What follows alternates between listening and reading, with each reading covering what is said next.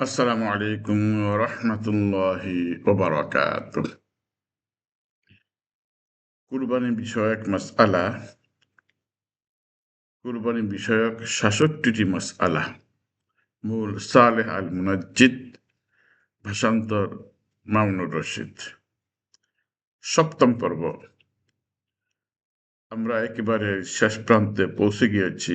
আজকে আলোচনা হবে ৫৯ নম্বর মাসআলা হতে। ইতঃপূর্বে আমরা ৬টি পর্বে ৫৮টি মাসআলা আলোচনা করেছি। আজকের সপ্তম পর্ব ৫৯ নম্বর মাসআলা থেকে আলোচনা করা হবে। এই গুরুত্বপূর্ণ মাসআলাগুলো নিজে শুনে জেনে বুঝে অন্যদেরকে প্রচার করে দিবেন, যাতে করে সাধারণ মানুষ যারা কোরবানি করবেন তারা এই গুরুত্বপূর্ণ মাসআলাগুলো জানতে পারেন। ৫৯ নম্বর মাসআলা। কুরবানি দাতা কুরবানির পশু হতে নিজে খাবে, হাদিয়া দিবে এবং দান করবে। আল্লাহ তাআলা ইরশাদ করেছেন, ফাকুলু মিনহা ও আত'ইমুল বাঈসাল ফাকির। তারপর যেন তোমরা তা থেকে খেতে পারো এবং দুস্থ ও নিঃস্বকে খাওয়াতে পারো। সূরা হজ আয়াত ২৮। মহান আল্লাহ অন্যত্র বলেছেন, ফাকুলু মিনহা ও আত'ইমুল কানিআ ওয়াল মু'তার কাযালিকা সাখখারনাহা লাকুম লাআল্লাকুম তাশকুরুন। তা থেকে তোমরা খাও এবং খাওয়াও তুষ্ট ও দুস্থকে ও ভিক্ষুককে। এভাবেই আমরা এদের তোমাদের অধীন করে দিয়েছি, যেন তোমরা কৃতজ্ঞতা প্রকাশ করো। সূরা হজ আয়াত ৩৬।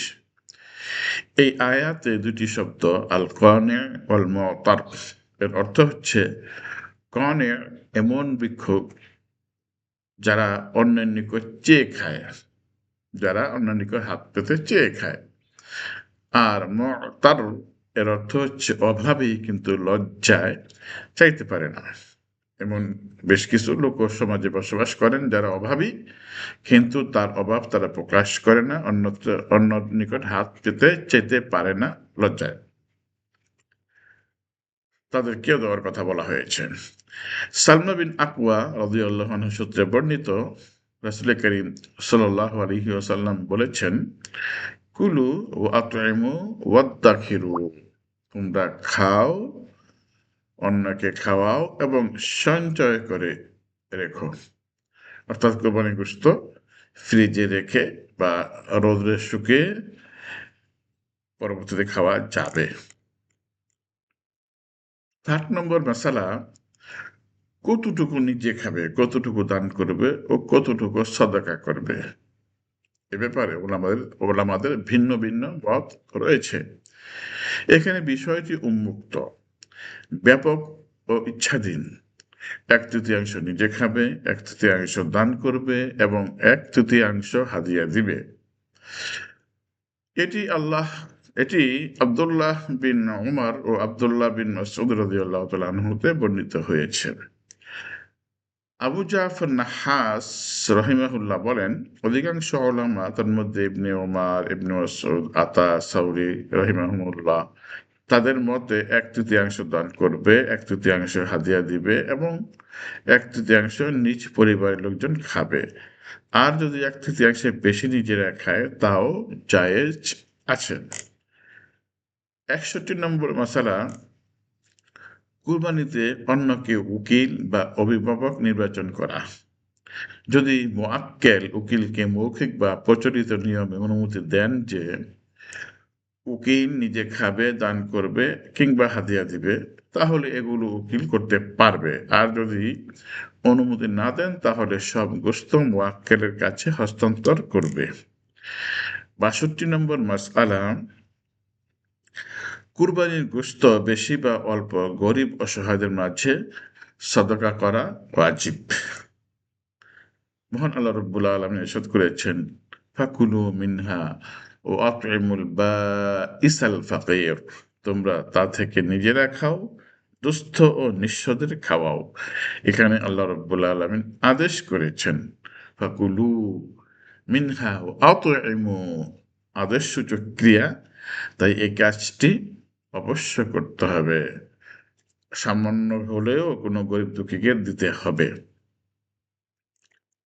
63 নম্বর মাসালা, আহলে জিম্মি, মুসলমানদের দেশে যেসব অমুসলিমরা কর দিয়ে বসবাস করে তাদেরকে আহলে জিম্মি বলা হয়। তাদেরকে কুরবানি গোশত দেওয়া বৈধ।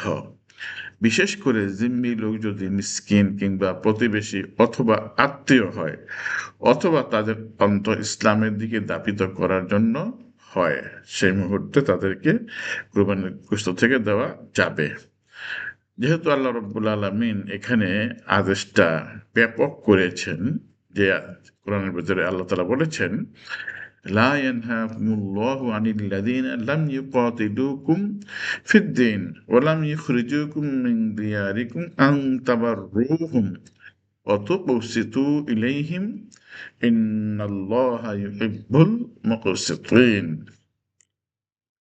আল্লাহ তাআলা ইরশাদ করেছেন, আল্লাহ তোমাদের নিষেধ করছেন না যে তোমরা তোমাদের বিরুদ্ধে ধর্মের কারণে যুদ্ধ করেনি এবং তোমাদের ঘরবাড়ি থেকে তোমাদের তাড়িয়ে দেয়নি, তাদের সঙ্গে তোমরা সদয় ব্যবহার করবে এবং তাদের প্রতি ন্যায়পরায়ণ হবে। নিঃসন্দেহে আল্লাহ রাব্বুল আলামিন ন্যায়পরায়ণদের ভালোবাসেন।